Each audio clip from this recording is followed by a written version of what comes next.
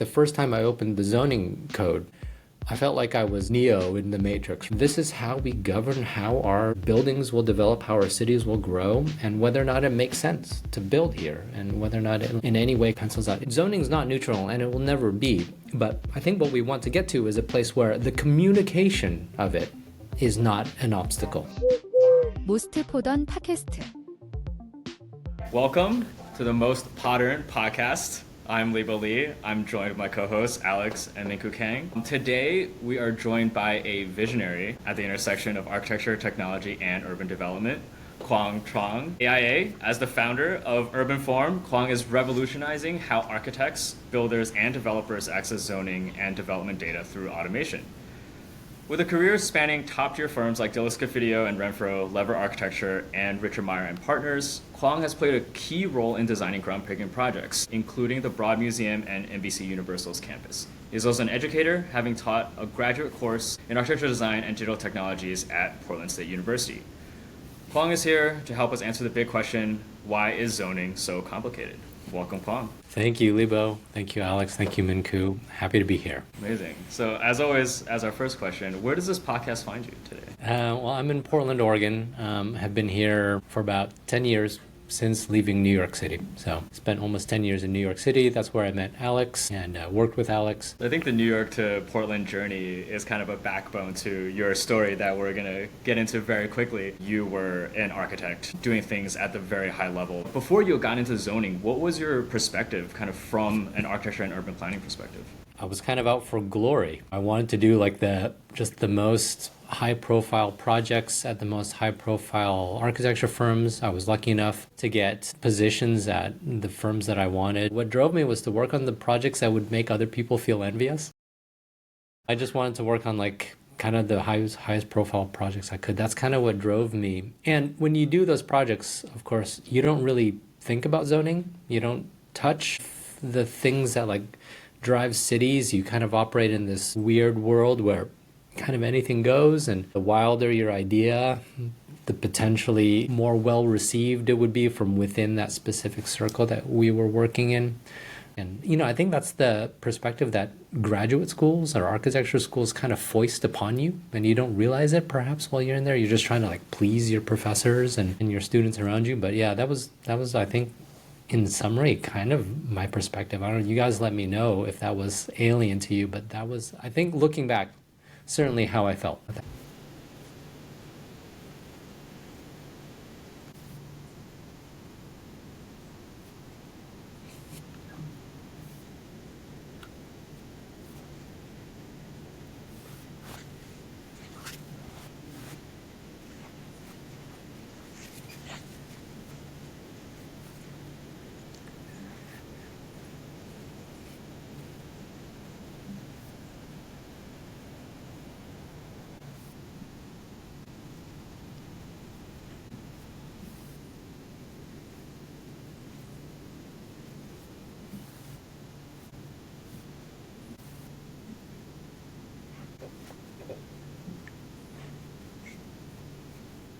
Yeah, I think you're right, Alex. When I was practicing when you're in graduate school, it's kind of like you're trying to figure out how to break the rules most interestingly, right? Like if you could figure out the rules and then break them and then kind of make a case for breaking it, that's what like you were applauded for. And so when it got to DSR, even at Richard Meier's, you're always trying to kind of figure out that clever, and that was the discourse, and that was the context for your problem making or problem solving situations. You're trying to like, solve your own rules that only a few people knew about in this really clever way.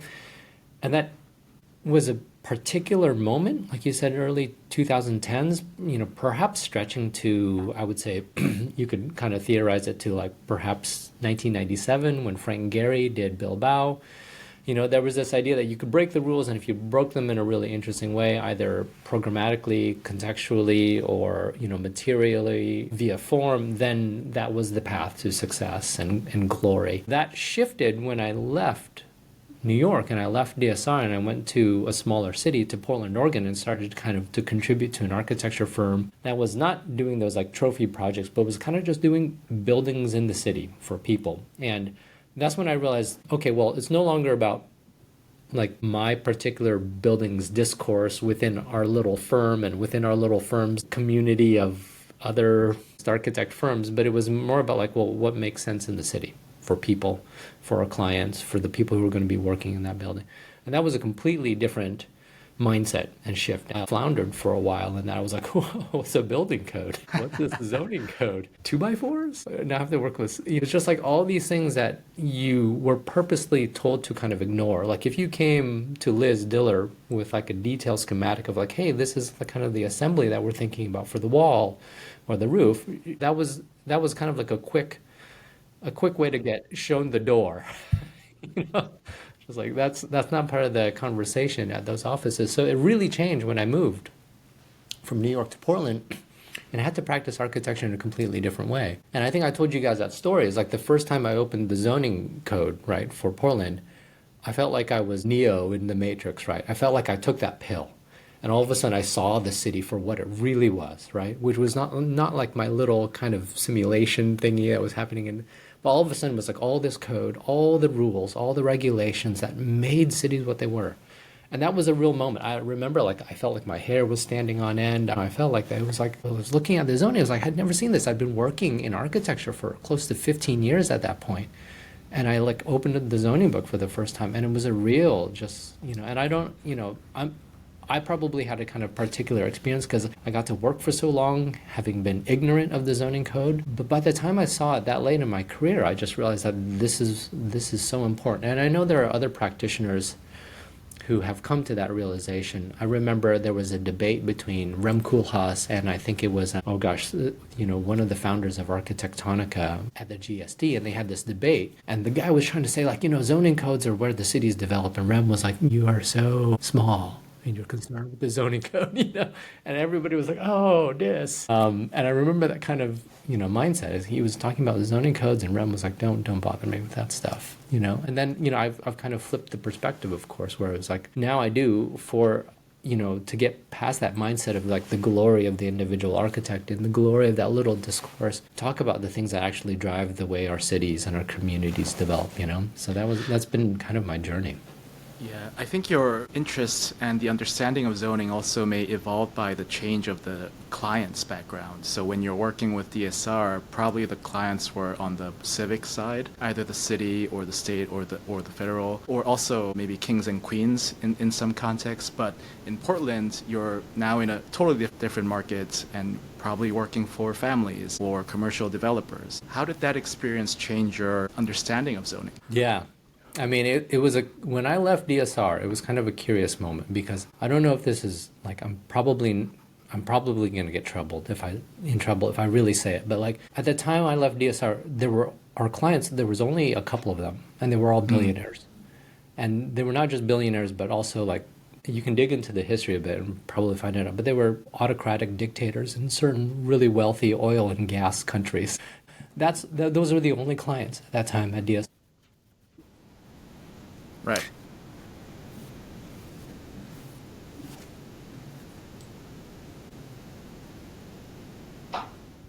Yeah, they have authority. Exactly. And I remember kind of being, I think I had this kind of curious thing because I remember being in architecture school, and at that time everyone was like, I wish I was working in a place that did really, like my friends who didn't make it to those kind of high profile design firms, they were like, I wish I was at a firm that was doing like, really edgy design and really pushing the envelope, But because I got to work in those offices and because I got to work in those kind of projects, I saw the kind of the sausage making behind it, and it kind of creeped me out a little bit. I'll be honest with you. Like it didn't feel good after a while. And so when I made that shift to go to work for a smaller firm in a smaller city, it was kind of like I needed to do that. Like I needed to kind of get away from what was previously being told to me as like what I should be wanting to do, and kind of getting back to kind of figuring out why we got into architecture in the first place, right? Because I think the thing I love about architects is we all love the built environment. We appreciate things that are well made. We understand the impact of design on our societies and our people, and we appreciate that. But then I think we kind of forget it. Like by the time I got like brainwashed in graduate school, it was all about like glory and like, the discourse. And it was not about like, how do we make a really beautiful kind of environment? How do we do the best we can do for, our communities and on our environments? So moving to Portland was very much for me, like especially in hindsight now, I look back about getting back to the roots of like why we all go into architecture in the first place, you know? It's just an appreciation of space and an appreciation of all of the things that architecture touches, right? Like people, communities, like environments, you know, the built world, physicality, senses, like all those things, right? It was what drove me into architecture in the first place. But then I kind of completely forgot about it, like in graduate school and then in, you know, the early part of my professional career. How did you choose Portland? Because like New York is where all the high-powered architects congregate. Portland's a very different city, but you know, every I guess major American city has their own characteristics, has their own take on their own perspective on what architecture should be. So why did you choose Portland, and how did Portland kind of change that perspective? Yeah, I mean, I never thought I would be here actually, but the simple reason is because I grew up here or nearby. And you know, we when I was in New York, you know, my wife and I we had our first child, our daughter in New York City. She was born in Manhattan, and we were like, okay, well, we could do this family in New York City thing. It's been done before, people do it, or we could try and do something else. And the thing that I think was, you know, my wife and I just had this conversation like a week ago. It was like we had this kind of thing where we like, okay, let's look at the people who are 5 to 10 years ahead of us and see if there's a model for what we want and the kind of life we want. And I remember looking at the studio at DSR at everybody who's like 5 or 10 years older. I was like, ah, I was like, oh no. And my wife did the same thing. You know, she looked at her firm and just like looked at it. And you know, it can be done, but it wasn't like aspirational if we looked at it that way. So then we moved to Portland. We were just okay, well, listen, my parents are here. We can kind of lean on them for like, you know, 6 to 12 months until we figure out where we're going to go. We just assumed because my wife, you know, works in, you know, needs to work in an industry where it's connected to financial markets. So, you know, we thought it would be like LA or London or something like that. But we ended up, you know, loving Portland a lot, and it worked out in a number of ways. And so we've been here since. But it wasn't intentional, actually. It was just kind of like, it was a stopgap initially.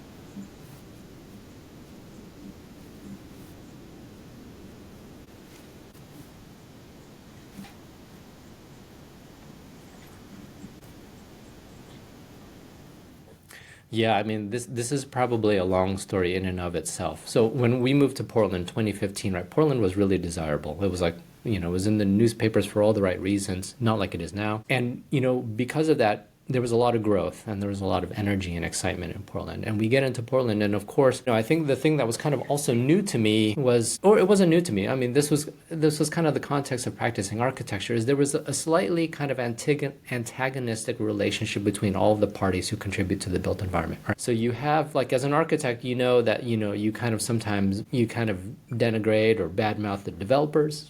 You denigrate the, you know, the municipality and the planners there, and you kind of like backhandedly are denigrating your, you know, your contractors, and you know, it's kind of yeah, it's a bit of a toxic kind of relationship that the architects form in opposition to everybody else who is a partner actually in creating a building. And I get into Portland, and the city and the architecture firms were kind of like a little bit, I would say, like, you know, not explicitly, but close to it, antagonistic. You know, people were building quickly in Portland or wanted to build quickly.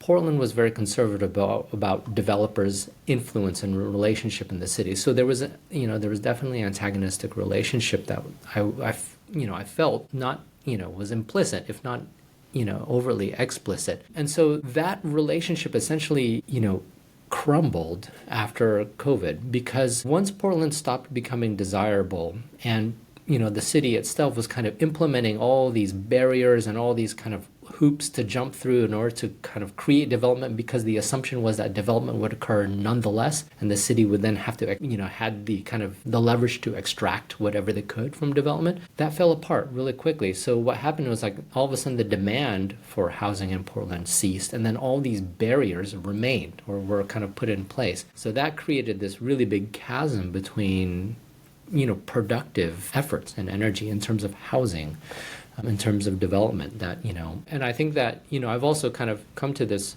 perspective where, previously, you always, as an architect, you kind of said, oh, I don't want to work on developer projects. You don't want to do that where you just, now I understand how important developers and development are to kind of creating the growth and the kind of flourishing that we all, I think, at the base want for our cities and our communities. So getting to that point where we reframe the kind of, everybody's out, the architects out for themselves and the contractors out for themselves and the developers out for themselves and the municipalities out for themselves, trying to reframe that relationship from one of like kind of mutual antagonism to one of mutual cooperation has been like my kind of, my mission since then. Is that relationship still the same in the antagonistic relationship you set up, I guess, for Portland?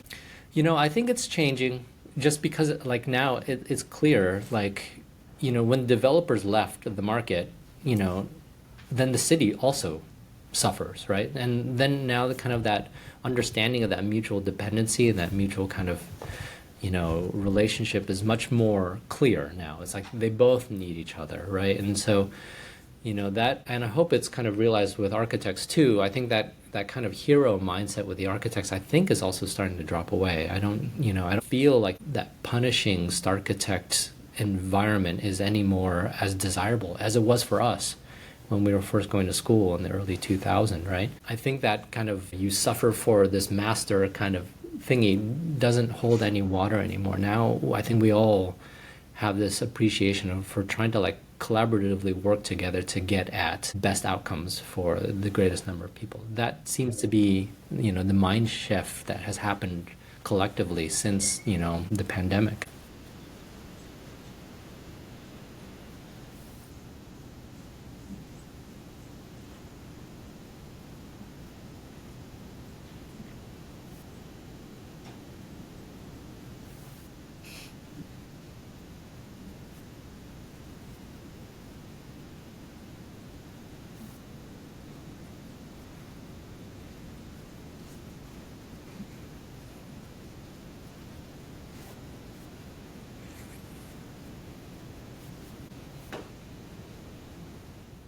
Yes, it is. This is like, to me, like this is, that same red pill that I took. It was like, this is where all the parties have to get together. It is literally the rules that define what you're allowed to build, right? So whether or not you're allowed to build a gas station, like a duplex or a 20-story tower, that is all governed by zoning. And that is a really, really big deal. And not something that people, or that I even appreciated before relatively late in my career. Those rules are really, really powerful. They have everything to do with what you're allowed to build.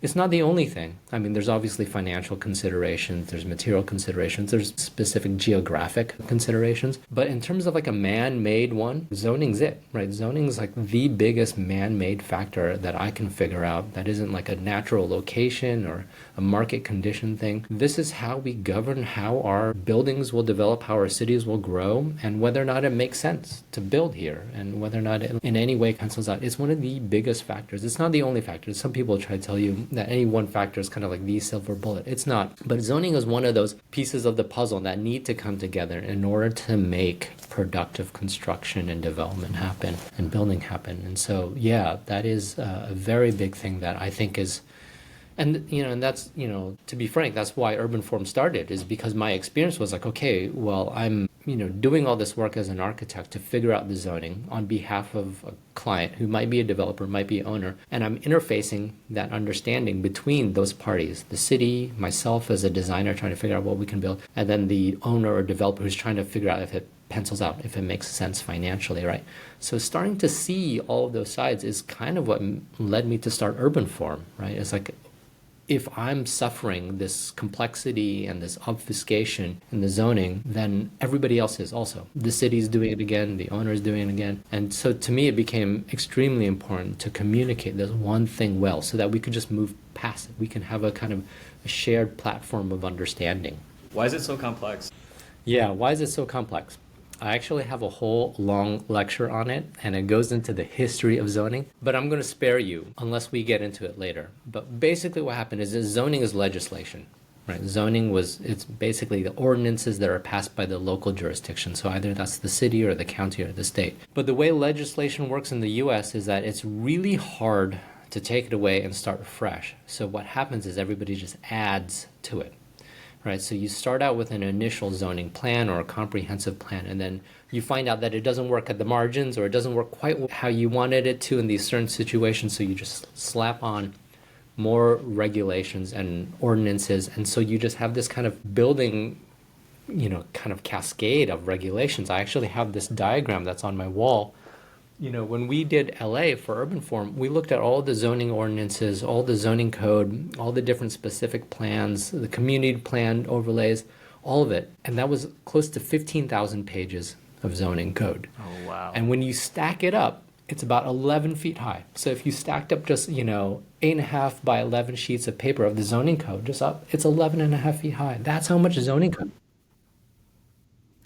Right? So that's the complexity of zoning. It's just like for 100 years, everybody, and this is the other thing, is like zoning as an idea is only about 100 years old. So when we first implemented it in the US, like every jurisdiction was just kind of on their own to do it the way they wanted to, the way they thought it was legal. And so we did that in all the different places around the country independently, right? Without any kind of like clear like framework or guidelines for how to develop zoning codes and best practices. Everybody was just doing it on their own.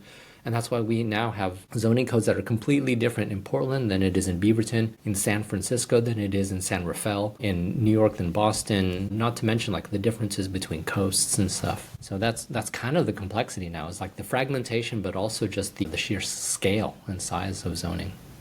Can you get...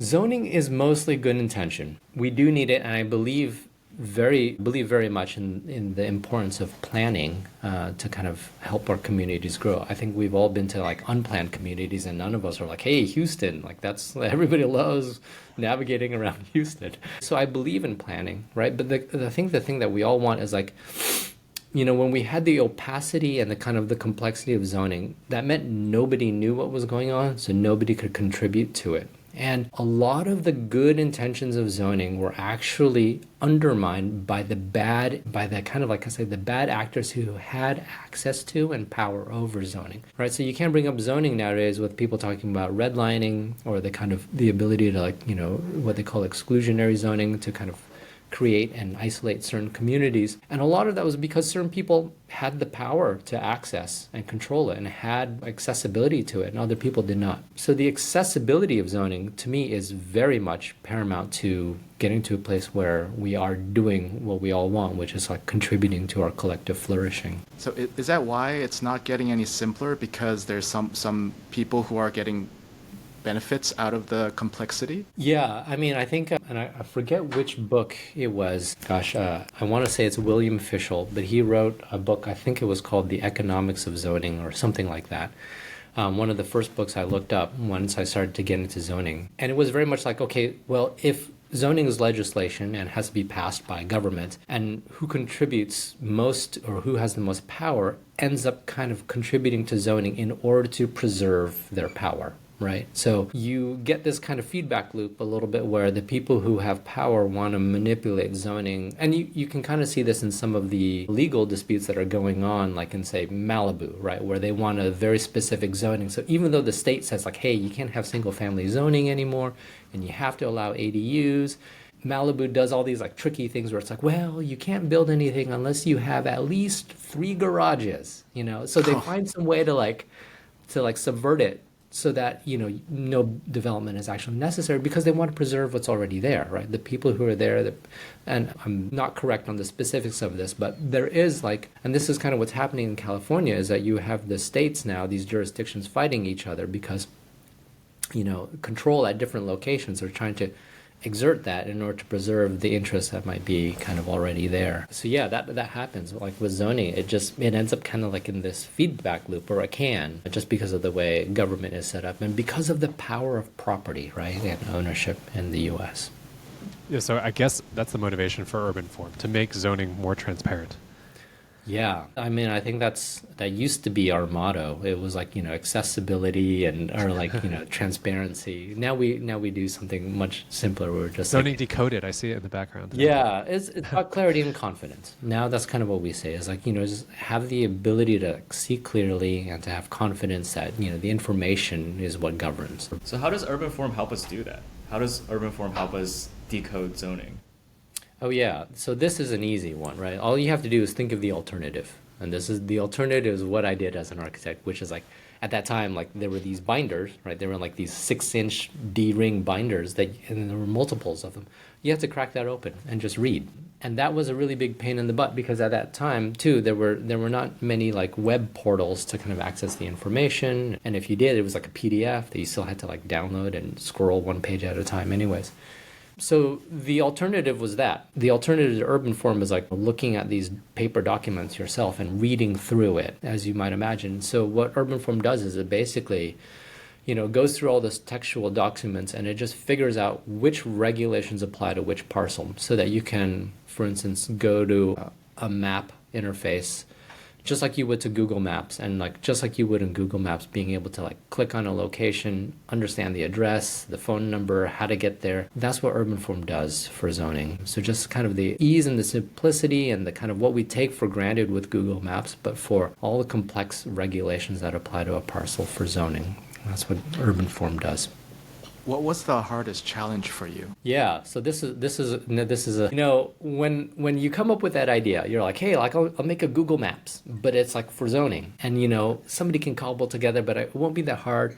And you Google around and you're like, wait, why has this not been done before? I don't understand. Like, why has it not been done before? Then you get into it, and you have to realize that like a lot of the that we had to kind of make in order to kind of figure out how that zoning information gets to a map interface just didn't exist at that time. So we had to develop it ourselves. Without getting too technical, is basically, so zoning is multimodal, right? So it's one of the things, it's like, it's graphic, but it's also textual. So figuring out how to understand the text, and the text is all very specific. It's all jargony. It's about it's like FAR, it's height limits, it's adjacencies, it's all this like weird kind of lingo that then has to find its way into graphic representations. And that's what we did as architects. We're like, okay, well, if the setback, which is a funny word, right, but you know it as an architect, if the setback, adjacent to a residential lot is this, then I can look at a CAD drawing and I can start to apply that. But to get a program to do that when we started UrbanForm did not exist yet. So it was all of that kind of coding and programming that we had to figure out to do in order to make UrbanForm exist.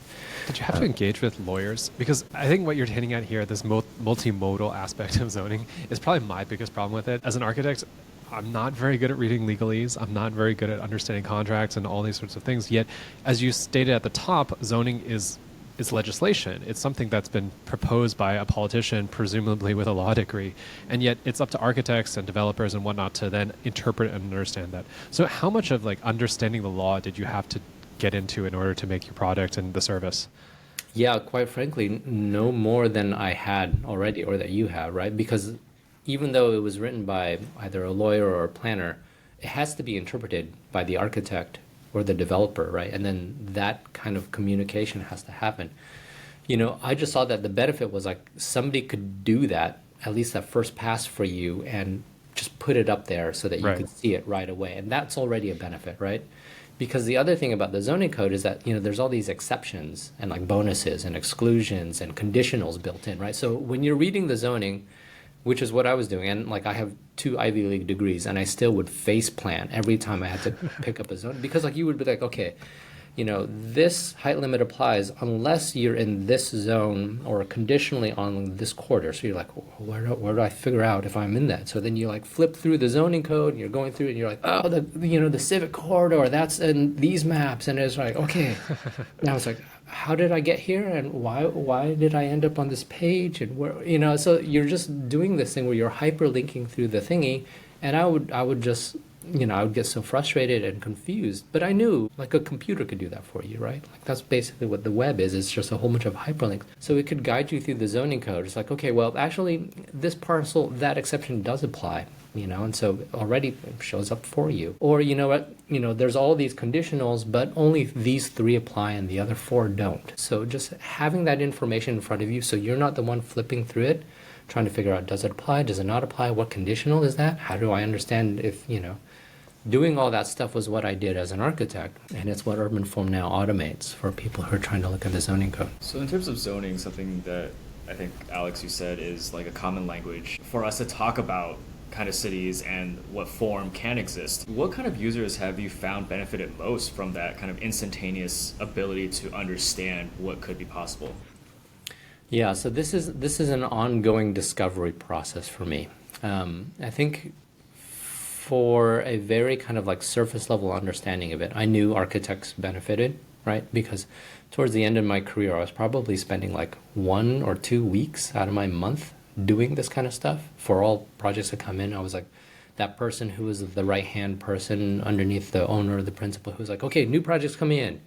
Depending on how serious you are, either spend a day or 2 weeks getting this right, and then we'll, have another meeting with that prospective project. I was spending a lot of time doing this, so I knew immediately architecture firms would benefit. Of course, architects work on behalf of developers and owners, so I knew they who were going to architects would also benefit. And then, of course, the entity that probably benefits the most is like, even if architects are working on, developers are working on, we all go to the city at the end if it works. So they're processing this information. They're using the zoning, hopefully, to guide the way they want their cities to develop.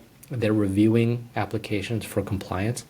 So essentially, everybody would benefit from just clarity on what the zoning regulations communicate. But then, of course, for a business perspective, it's like, who pays? And, that's the second journey that I had to go through, sort of. But essentially, everybody benefits. The business part of it is just figuring out who pays and who's going to be most immediate in terms of kind of funding that growth and that development of the technology to do so. Are there ways to also make zoning more like open and I guess open source to people who aren't in the AEC or in the planning industries? Like, I feel like so many people have an image of what zoning is who aren't architects. They imagine, either these picket fences and that's a good thing, or they imagine picket fences and that's a bad thing. And I'm not sure if people really understand how nuanced zoning is, how complicated it is. Use the term how the sausage is made to talk about a different context, but I don't think like most people spend the time actually looking at zoning code. They just look at the built environment around them and sort of imagine that's what it is. Is there a possibility, is there a channel there to like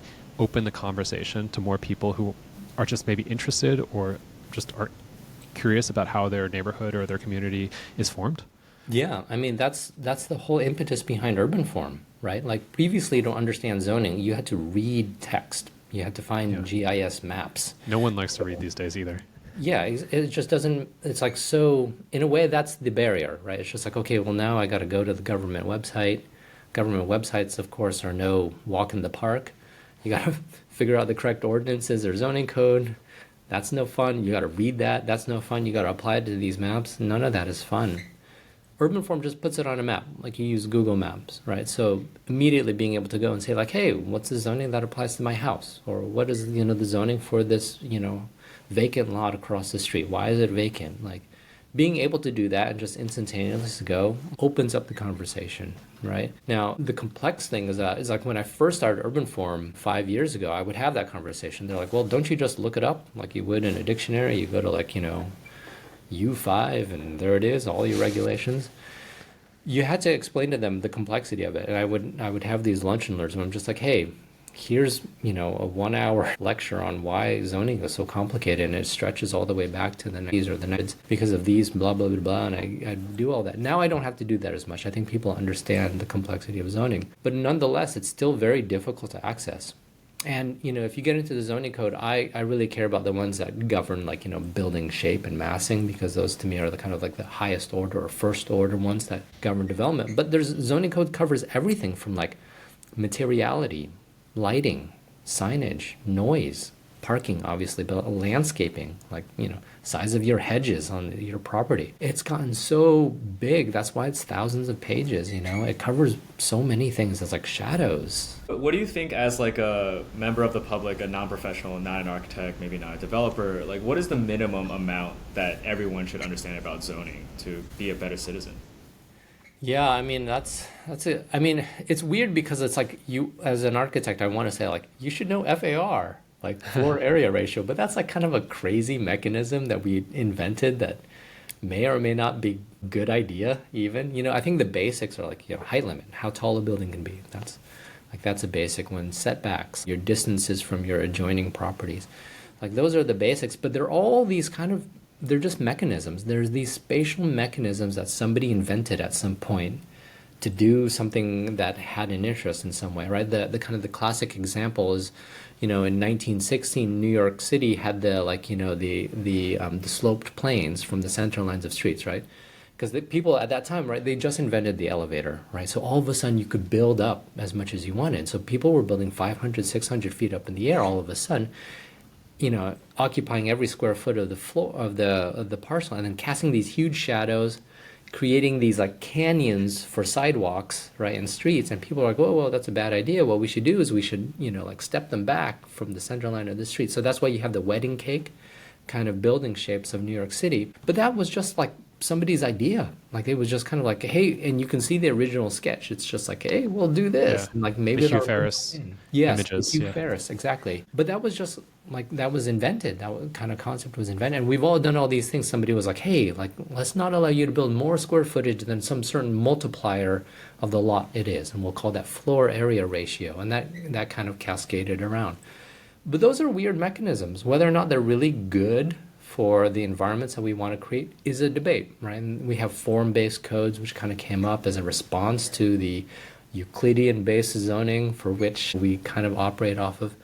But those are all just ideas around how to regulate building to create the environments that we want. But whether or not those are good mechanisms to do that, I think is, I think we talk a lot about zoning in terms of like the limitations that it places, right? Like government's using this as a way to preserve whatever's already there against incoming development. But just because, you unleash zoning, allow people to build tall, it doesn't mean they'll actually come and build there. Like, are there instances where cities are opening up zoning to as much building as they possibly can, but no one's coming? Oh, I'm sure there is. I mean, like, for instance, like in Portland, like we have all this zoning capacity, but nobody's building here. And that's, that's for market reasons or other reasons. There's capacity that zoning allows, which may or may not reflect what the demand is. And I think you had a question in our run-up, Libo, which was like I think it was like something like, what would an ideal or kind of like an ideal zoning would be. Mm-hmm. And I do have an idea about this because if you think about it, like zoning is just meant to kind of like govern the way a city develops, right? Like to try and kind of push development to certain areas or restrict it in other areas where it might not be desirable, but to basically kind of help provide a framework for the way a city should grow. But right now that mechanism is imperfect, right? Because we have these like this kind of ideas, like you just have these zones and then maybe you have some overlays in order to help, and then you have transition areas and you have all these different things. But that's an imperfect way to do it. What you really want is you kind of want a way to like have the situation respond effectively to, kind of the context. And I remember when we were doing like urban planning and urban studies in graduate school, right? You would kind of like imagine the way cities would develop, and you kind of had this idea that like, you have areas of density, but then they spread out to open space, and you kind of have this like kind of nice tapestry of density and open space that kind of create communities of walkable areas where you needed to, but also areas for refuge and recreation and public utilities and all these things. And you kind of have this like kind of like nice tapestry, but zoning attempts to do that, but with this very kind of imperfect Euclidean model. Euclidean, by the way, just means like the Supreme Court kind of case of Euclid versus Ambler, which was about exclusionary zoning, which we talk about people talk about exclusionary meaning certain things, but basically just meant like, hey, we group uses like commercial, residential, agricultural, commercial, and we use that to kind of organize our space. But that doesn't work as well anymore because now we work from home and commercial is the same as residential, and those distinctions may not be effective ways for organizing our urban areas. But if we could have a system where it's just like the regulations could incentivize growth in certain areas and disincentivize it in other areas for certain reasons, then you could basically have a responsive way of planning things if you knew all the inputs, right? If you knew everything, like say, hey, like right now this area is close to transportation, it could use more development and it makes sense, it would contribute to the way we grow without putting an onus on the traffic or whatever else or noise. So we want to incentivize growth here so we can allow for more density or whatever, but over here where there's like natural threats like, wildfire or flooding, these other natural, conditions might be, we don't want to, have density in those areas. Right.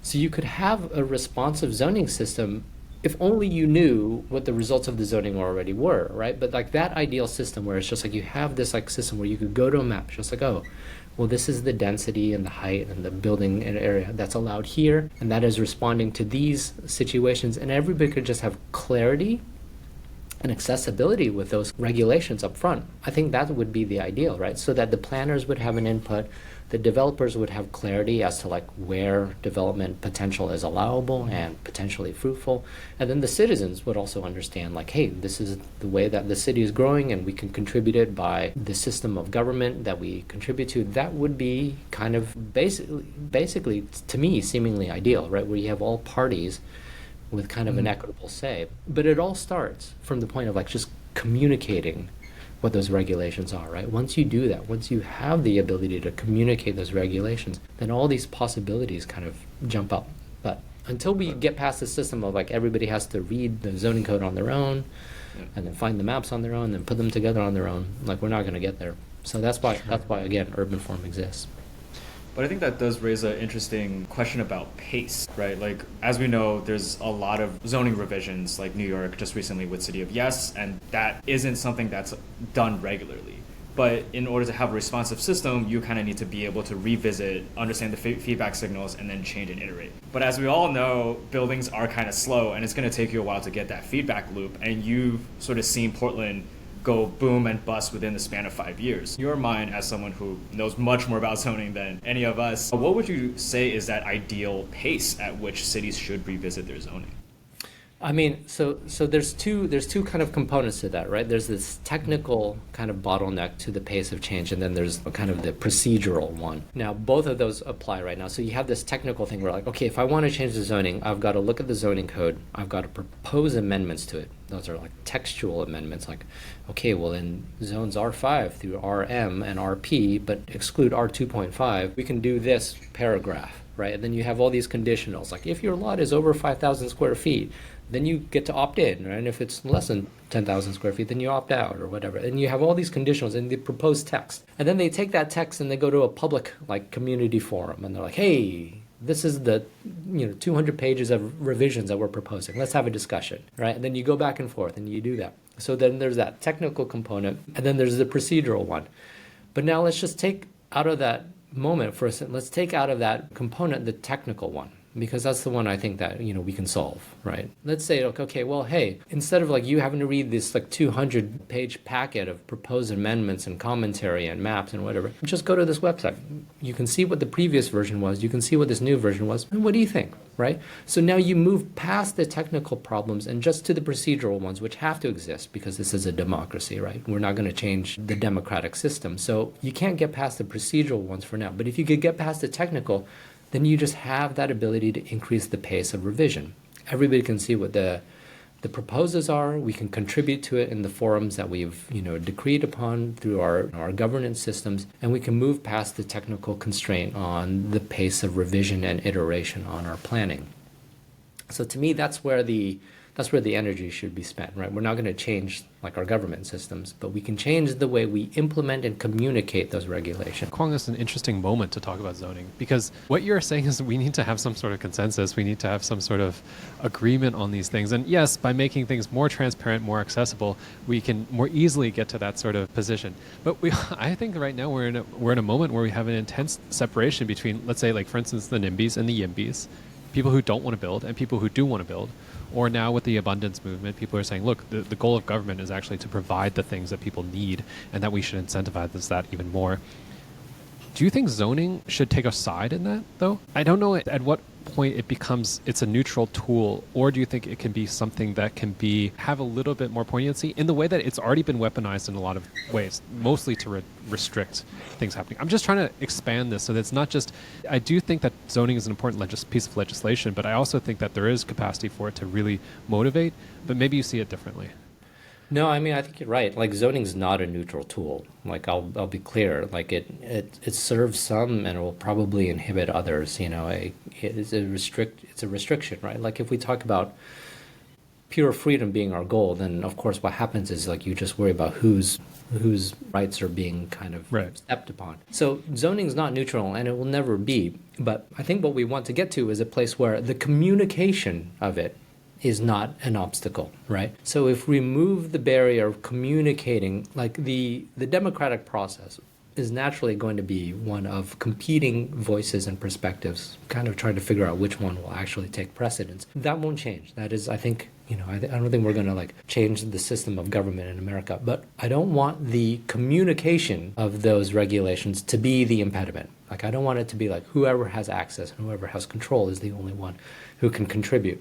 What we should have the democratic process be able to work out itself without any other impediments that might be kind of restraining people from contributing. I'm not going to say like once we communicate it clearly, we'll all come to consensus immediately. That's not what I'm saying. Yeah. But I just don't want that, that process towards consensus to be constrained by something else that might be artificially inhibiting the debate. Well, I also want to take a step further and say that zoning is important, but it's largely communicated, especially visually, in two dimensions. You look at a map and you say, okay, this place is orange and this place is blue, meaning I can have a school here and I can have an apartment building here. What people react to mostly, and we're seeing this in San Francisco right now, is when they see it physicalized, when they see it rendered in some capacity in the physical environment. So San Francisco is trying to go for upzoning right now. And for instance, Cambridge just went through it recently, going up to 6 stories. What especially the NIMBYs do is they make it look as bad as possible. And they accompany the zoning legislation change or the maps with some ghastly rendering of these massive blocks of buildings.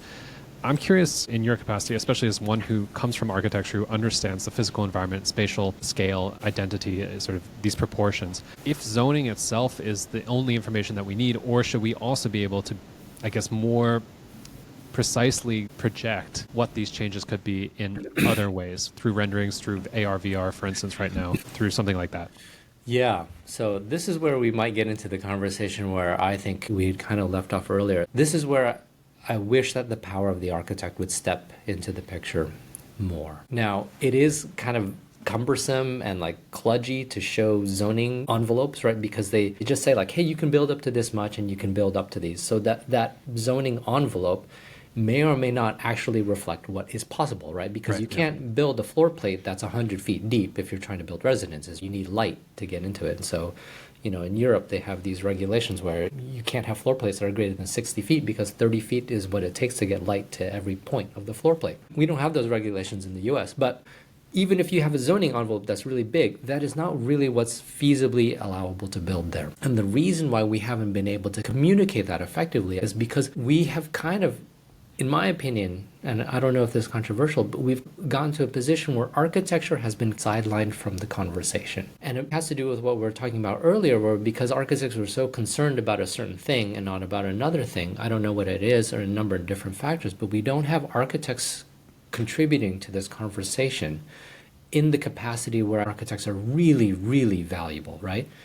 Developers are really good at one thing.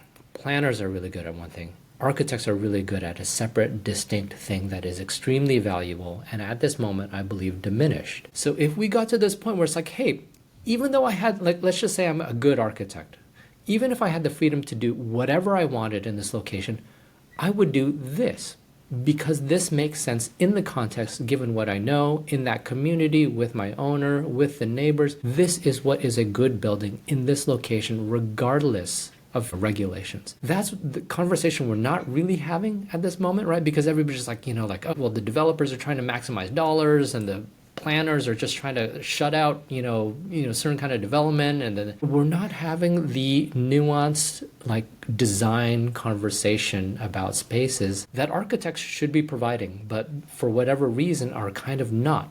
at this moment, right? We're having these conversations about zoning and about development and about these other things, but there's a really big voice of design that is missing at this moment. And that's because of the diminished position of architects, right? We've kind of excluded ourselves from all like financial considerations, planning considerations, development concerns. We're kind of like, hey, let me just create this like nice, sexy, minimalist website to communicate to other architects. And that's all I care about, you know? Like that's kind of where we got, right? As architects a little bit. You tell me if like I'm reading it wrong, but I feel like that's where we got. And like, we don't contribute to design or technology anymore. Architects, we said at the beginning, are so set in their ways. They're really reluctant to pick up new technology. But because of their reluctance to pick up new technology, that means that nobody serves them. If you don't reach out and if you don't kind of interdepend upon other parties, then you end up isolated and kind of like in your own silo. So that conversation about how our cities should develop, kind of adjacent to and related with zoning and development, is the design piece, which is like not a piece that we're talking about as much, right? It's about these other things. And to me, that's kind of a little bit of the missed opportunity of architecture over the last generation, I would feel. I always think about how in Europe, for instance, a lot of cities have a chief urban designer, somebody who usually comes from architecture, not necessarily, but has a set of tools that they've practiced and developed over a number of years that allow people to understand and then communicate to the population how different things go together. And I think with the thing about the difference between the building scale and the neighborhood scale is also that you're never really going to have one person or one hand that can imagine the entire thing. And what zoning does is it provides a code, it provides a operating system from which things can emerge and other people can have their input in. I'm totally with you, and I think the rest of us are in terms of the agency of the architect having been diminished, largely because of an own goal. But I do think that we're in a moment, too, where there's a lot of technology that allows people, and not just architects, to imagine what the built environment is going to look like. And I'm wondering if there can be a potential for more and more of that like impact. Like at the end of the day, zoning is code, but what we care about is the city that emerges out of it. If there can be more of that forefronted in the process of either development or legislation or zoning policy.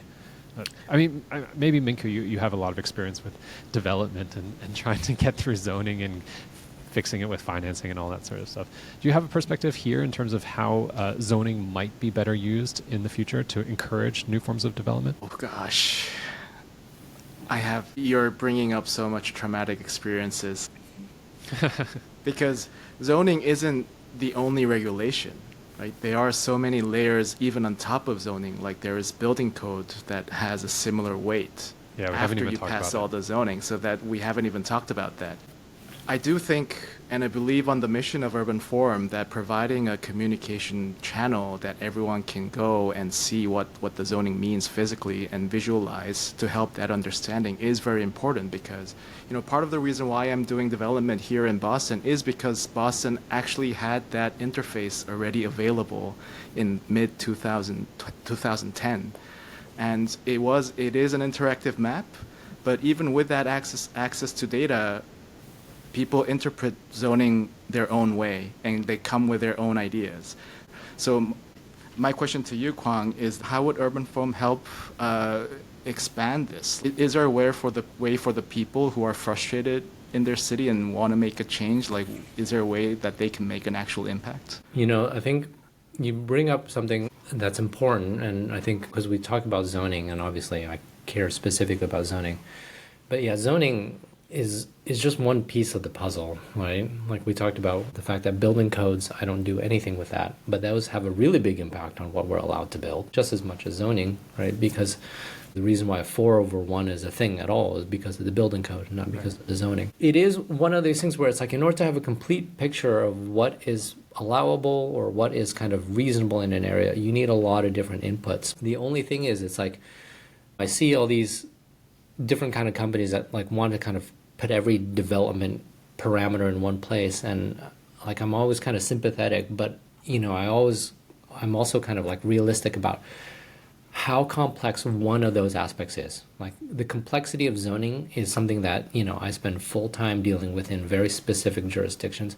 The complexity of building codes is a whole different thing, and that is something that UpCodes is dealing with, and they've been dealing with that for almost a decade now, and they've gone to the Supreme Court in order to justify what they're doing. Then there's also finances, right? And the financial modeling that goes into it. There's the political process, there's permit times.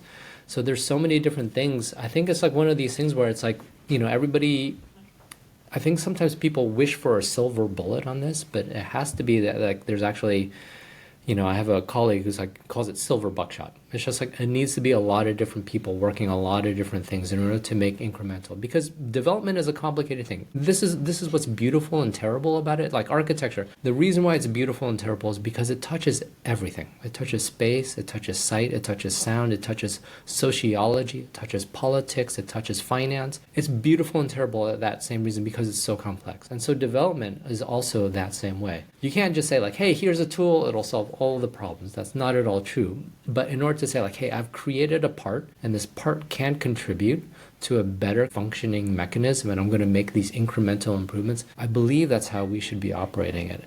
At some point, they will all come together, hopefully, in order to kind of create a better machine. But at this time, it's like we have like right now we have this, issue where like one part is constraining the whole thing from coming together. And there's actually not just one part, but there's actually like a dozen different parts that are not functioning. And so we don't have a machine that can operate. So designing one part can be complicated, but we need like a lot of different parts in order to come together and do this. And I believe that's where we'll get to it so that we can kind of just not have any excuses anymore for contributing effectively to our built environment and our communities. One challenge that you brought up is the fact that zoning is different in every jurisdiction. Even neighboring places have completely different zoning. So climate might be the same, but the social culture is completely different, or single family home versus dense urban environment.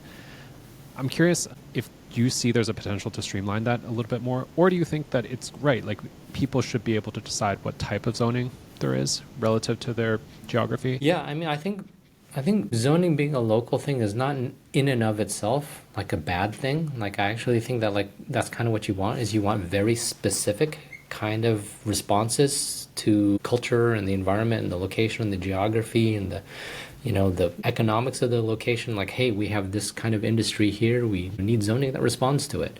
We have to allow manufacturing because it's a community of manufacturing. And so there's another community that's all, recreational and retail. So location-specific zoning is not the issue. The issue has just kind of been like, because I know the zoning in this one area means that I have no access at all. Like, I know the zoning in Portland really well. I have no idea how Seattle zoning works or why that came. But that should not be the case, right? I should just be able to go like, okay, well, I want to understand Seattle zoning. I should just be able to go there and understand it and like understand the rules and kind of what is like governing what is allowable there. Because it's different and governed differently and instantiated and, kind of controlled differently in another location, that's not the issue. The issue is just kind of the lack of transparency and lack of accessibility with those regulations. But in terms of hyper specificity, I'm actually kind of for that. Like, I actually think that like there is, there's no, like, I don't want like a blanket US zoning law that would create disaster. We should just have the ability to like create and manage and communicate those specifics much more effectively. Because I think diversity is actually what we do all want. Like, I know that like the communities in even like in our south are very different than the community in our north or here, and they have different employers, they have different environments, they have different, even here you have different climates. We talk about the microclimates in San Francisco all the time, but Portland kind of has that too. So that kind of specificity, I actually think is a good thing. You just kind of I actually want more of it. I think you want more control at that, but you can't have that control unless you have access and transparency. You started in Portland. Can we find UrbanForm from different cities? Yeah, so we cover 18 different jurisdictions now in 6 different regions. Portland, Beaverton in the Portland region, Seattle and Bellevue in the Seattle region, Los Angeles, San Diego, and Austin, Texas, and now Yamhill County, which is the Willamette Valley, or kind of the wine country just south of Oregon. So we're slowly expanding our footprint. We do it jurisdiction by jurisdiction because, I can't reasonably purport to provide trust and access and confidence in zoning if I don't know it really, really well, and I know the zoning really, really well in all of those areas.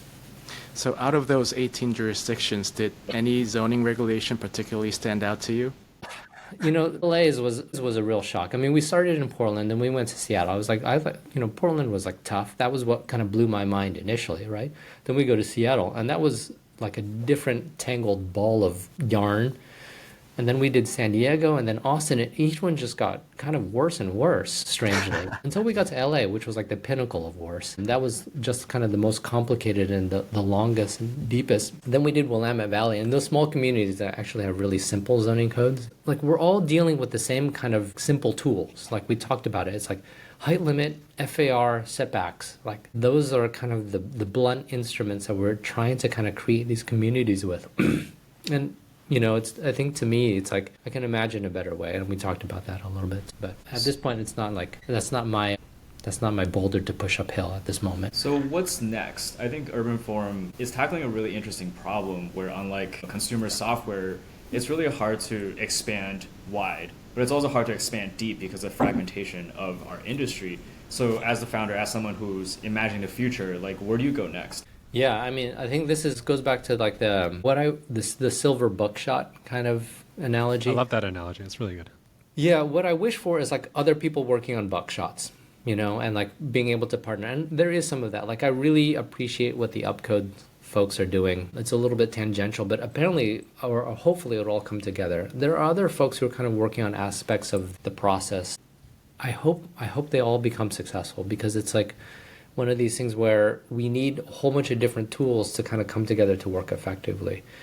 Where I would say I see potential problems is in the companies who are trying to be that silver bullet. That's where it's like the Katera companies. It's like, hey, I'm going to solve building from, initial conception all the way through certificate of occupancy. Like, to me, that's like kind of like saying like that's like trying to boil the ocean, right? To use a different analogy. What I want is like somebody who's like trying to create just these little, very particular kind of, solutions to very particular problems. And that, to me, seemingly, like, once we can do those well, because each one of those problems, like, to build a building is like, 2 to 10 years, depending on the kind of building and the process. Like, there's no one tech solution that's going to kind of create seamlessness or streamlining across all of the different problems that are faced in that 2 to 10 year process. What you need to do is identify the process that's eating up like, months or whatever, and then be able to kind of address that and be able to stack those, in my opinion, in order to do that. So right now, what we're doing at UrbanForm is just kind of trying to address that like one piece of the puzzle, and then there needs to be other ones. There's cost estimation, right? How do we figure out how much a building costs? Like, that's another one. Like, that's, somebody like whoever tells you that's simple doesn't know anything about it, right? Because there is no single way of estimating the cost of a building, especially now with the tariffs. But like, even before, like, there was just no, like, you're forecasting purchasing months in advance, months to years in advance. You have different materials, you have different quantities, so there's all these different problems that nobody solved, right? Like, right now, most contractors cost estimate by like looking at drawings, like taking area measurements, putting it into Excel sheet, right? So there's like a problem there, right? And we're not going to like kind of collapse our ability to deliver housing and building products unless somebody addresses that, right? And there are people who are trying to do that. I hope they're doing well. But like, zoning is just one of them. There's a whole bunch of different ones, and we need to get them all together. I'm not going to be like, it'd be like worthless for me to try to tackle like cost of construction. I don't know enough about it. There are people who spend their entire careers doing it, right? So all of this needs to kind of come together. And I think there's this, in the tech world, there's this kind of like this mentality. It's just like, oh, we're going to change the world with one cursor prompt. And that's going to create this app that's going to like change everything. But I think in the built environment, it's complex and it's different, and it requires a kind of different mentality. That's my thesis, at least. So I think that's where I would like to go next. Like, yeah, I mean, be able to find these partners, right? I think it's important to understand that in the built environment, you're dealing with both inputs and outputs, and that lives on. Like, you build the building, the project doesn't just end. There's going to be people to occupy it. The building is going to require maintenance. There's going to be the lot next door is going to be upzoned or downzoned or whatever it's going to be, and that it's infinitely more complex because it's much more unpredictable. I think what UrbanForm allows us to do is make the things that we do control, the things that we did decide, we can make that clearer and more manageable, for sure, so that the unpredictable things become a little bit less daunting, perhaps. Yeah, I mean, I think like when I think about it from a really, really high perspective, it's about managing risk, right? We're all trying to just manage the risk of investments because the future is what is important to us, right? And if we kind of can manage the risk of that, that is, at least along one area, then we can kind of stack and build on that. But until we have there, at any one point, you could have risk that kind of becomes unmanageable, and that's what we don't want, right? So being able to kind of build on these things is, I think the goal that UrbanForm hopes to contribute to. So do you think we're at a point where we're just starting, like the silver buckshot is just exploding outward, or do you see us starting to converge where, UrbanForm, Upcodes, like we're finally able to stitch some of these pieces together to provide that end-to-end solution that goes from a plot of land to a potential building? I think we're early days. If I were to kind of critique my timing, I would just say like, it's early. Like when I first started at UrbanForm, I had to explain what zoning was. And like some of my early material was just like, zoning is what controls what you're allowed to build. I would put that on my website, right? I was like, this is why it's important to know. And I would, I don't have to do that as much anymore. And that speaks to kind of the awareness of zoning and different kind of factors that go into building. I think that awareness is just starting to build. And I think I see a lot more people who are concerned about housing affordability and our construction. And the fact that in Portland, for instance, 0 units of multifamily housing were permitted last year, right? 0. Oh, wow. It's and in San Francisco, I think it might be the same. Like it has absolutely. I think it was like negative 20. They took away permits, My God. JK, yeah. right? So It's bad. It's dire. Yeah. And people recognize it. Yeah, it's bad. It's not at all going to be a future that we have, thriving and flourishing kind of growth that we want for our, our children and our future generations. So starting to kind of, I think people are starting to kind of like build initiative and incentive around it, but it's still quite early. And I still see a lot of companies who are trying to like solve the entire thing at once, which just means that they're going to fail. I don't want any failures because I want everybody working on solutions that last and that contribute and that can kind of build upon one another. I think that concept can be expanded not just to the tech companies, but to the actual players in the field. And I also like your analogy and your optimism towards architecture, because architects have the capacity and the ability to actually make the changes. So I think, this is a great time. If you look at the situation differently, it's a great time with a lot of opportunities out there, and AIs that are available to make your work much more effective and productive. I think now, like you said, more and more of these new challenges should be discussed and tackled and, create collaboration in the future so that we can make bits and bits change. So, yeah. Yeah, I think the conversation also, it would be nice. It's great to have a conversation like this because it's nice to have it outside of the context of simply like business or academia or training. Like it's important for people to actually discuss the challenges that they're facing in their work, but also the challenges that they see in their neighborhood and be able to discuss that more freely. It's actually been really nice, Quang, that we have a few more questions left just to talk about that, because I don't think zoning is something that it's not like a topic you bring up at the dinner table. But it's obviously something that especially people in the industry care about. And like you're saying, increasingly more and more people who are just worried about having a place to live or just like the character of their neighborhood are also concerned with. Yeah, exactly. So I think that's a good time to bring you to our final question. As someone who called the zoning problem 5 years early, we do enjoy that you have a vision of the future. But, if you think about yourself 5 years from now, thinking back on this time, how would you characterize the current era that we're in? Yeah. So this is what I've been feeling for the last couple of years, and I don't have a good term for it. So this is where I hesitate a little bit. But it's similar or akin to what we're hearing around vibe right now. To me, this kind of feels like if we use the language of like 20 years ago, it's like a post-rational moment to me. We're in a kind of a vibing moment, because I think what has happened, especially with AI, is that everybody's realized a little bit the limits of our rational kind of exploration, right? Now we have AI, and that is literally a black box, right? But it is so powerful that we can't really rely upon our reason anymore to kind of understand why it's doing what we're doing. And of course, we are also kind of like, I think, getting to a point where, our technical capabilities are exceeding our capacity to understand them a little bit. Mm-hmm. the famous quote from Arthur C. Clarke is, of course, like any sufficiently complex technology is indifferentiable from magic, right? So there's that kind of moment where we have complex technology that, it is magic. Like when I work with AI, that's magic. Like I think that's magic, and nobody really knows. And if you talk to not talk to, but if you read the writings of the founders of Anthropic or whatever, they're like, we don't really know why it's doing what it's doing.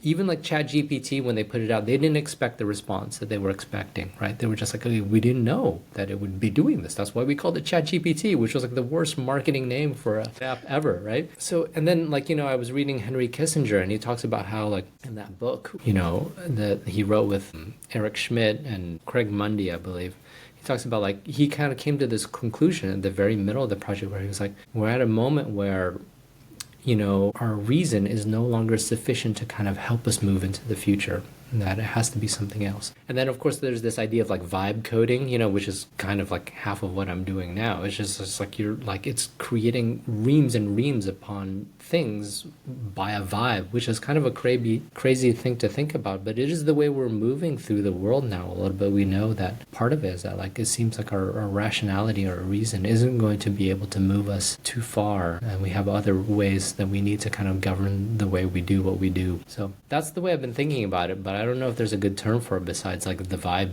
kind of thing that I think is happening right now. I don't know. What do you guys think? I think there's something to it, though. Like, I think the sort of ignorance that you're talking about, Quang, that we don't know how the things we're doing work. I think that there's, on one hand, it's a little bit daunting, but at the same time, it's also uninhibiting. Like, it allows you to just go for things in ways that you never could before. The ways that every day we find new methods and tactics for deploying AI or for deploying technology, and people like you who are actually using it to create tools that others can then build upon and use. I think that's a really exciting moment. And it seems like, like zoning was a tool to solve how the built environment is formed. But in general, I think that a lot of stuff is just becoming less opaque. Like, you can pick up your phone and ask GPT any question, and it'll give you a pretty good response. Like, there's so many things that I wondered about when I was a kid, and I didn't like dare ask my mom because she would get annoyed at me maybe. Then now I'm like unsurfacing, like, why is it this way? Why is it that way? And I mean, the built environment is one of those domains where you can really start to question, why are things a certain way? Of course, it's much harder to act in the built environment, but nevertheless, I think we are increasingly uncovering more and more tools to do it. The financing still needs to come through. We need to bring down interest rates, and we need to get the economy on track.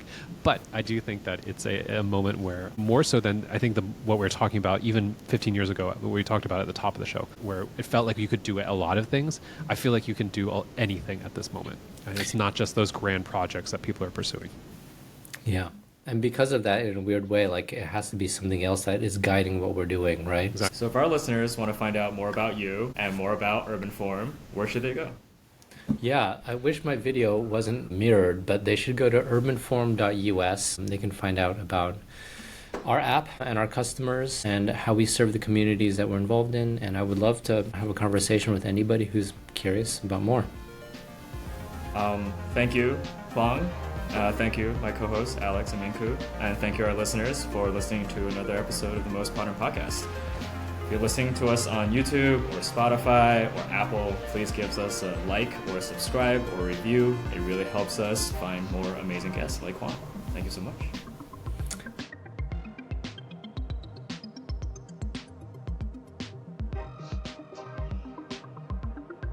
Most Podern. Most Podern. Most Podern. Most Podern. 모스트 포던 팟캐스트